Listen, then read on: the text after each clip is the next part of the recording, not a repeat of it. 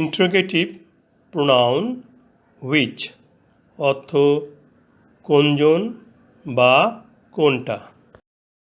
Which ব্যক্তি বা বস্তুর ক্ষেত্রে বসে।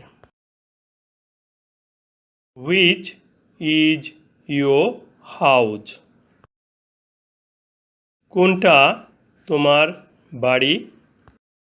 এই বাক্যে ব্যবহৃত হুইচ ইন্টারোগেটিভ প্রোনাউন, অর্থ কোনটা। কোনো একটি জিনিস বেছে নিতে হুইচ দিয়ে প্রশ্ন করা হয়। ইন্টারোগেটিভ প্রোনাউন বসলে বাক্যের শেষে নোট অফ ইন্টারোগেশন বা প্রশ্নবোধক চিহ্ন বসবে।